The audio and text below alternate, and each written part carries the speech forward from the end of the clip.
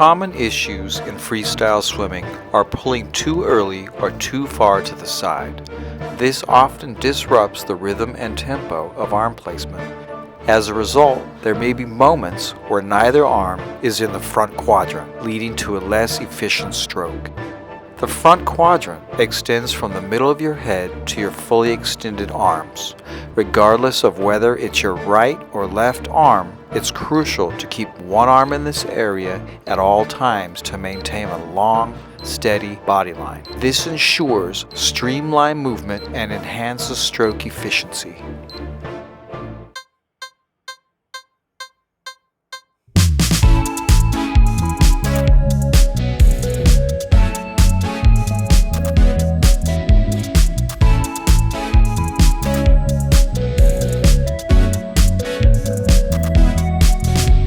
The doggy paddle is a key front quadrant drill that improves your stroke. Practicing it correctly helps maintain extension in your reach arm, ensuring a steady, streamlined body line, and promotes proper timing in the catch phase of your opposite arm. Here are the components of the doggy paddle.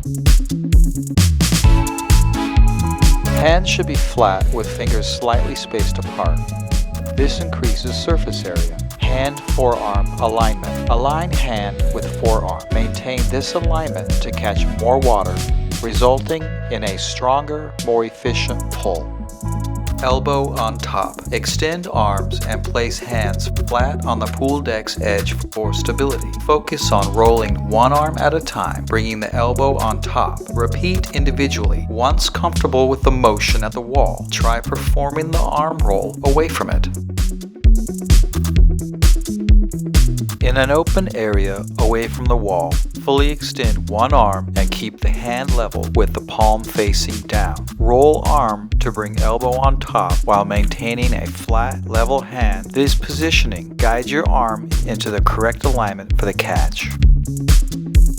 Start flat in the water. Fully extend your arms in the front quadrant. Begin a steady flutter kick for forward movement. Lift your head above the water and keep it there. Notice that your hips and legs will start to drop and hang lower in the water. Your body is adjusting to balance the weight of your head. Limited body roll. This elevated head position limits the body's side-to-side horizontal rotation.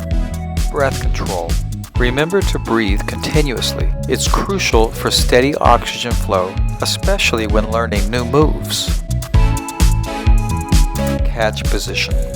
Begin with a fully extended arm. Start rolling the arm to position the elbow on top. Simultaneously, move the arm down. While you're moving the arm down, continue the arm roll to move the forearm and hand inward towards the body's center line. Use the side of your head as a reference to ensure your hand doesn't extend beyond it.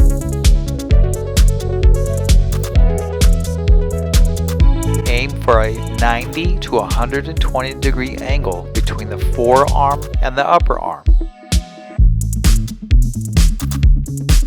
Once the catch arm is vertical with the hand below the shoulder, transition the movement.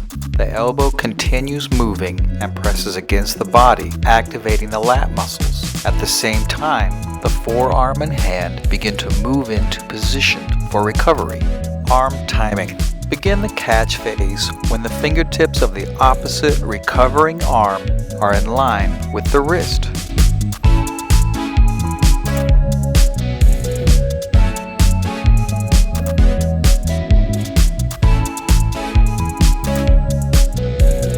Recover arm into the full extension of the reach before the opposite arm is in the full vertical catch position. Recover arm into the full extension of the reach before the opposite arm is in the full vertical catch position. The 2-beat kick pattern, 1 flutter kick per arm pull. Kick the right leg as the right arm enters the power phase, then kick the left leg as the left arm enters the power phase. This pattern aligns each kick with a corresponding stroke. With your head up and hips and legs lower in the water, syncing the arm pull and kick in the doggy paddle becomes more intuitive. For the 2-beat kick, gauge your core muscles. To better understand this, try the doggy paddle drill using the dolphin kick. Perform one dolphin kick for each arm pull. Start the dolphin kick as your arm enters the power phase. Maintain core engagement throughout. You might quickly feel a tingling or burning sensation in your core. This indicates that you're effectively using your core muscles. Let's return to the 2-beat kick. This time, apply the same core engagement used during the dolphin kick.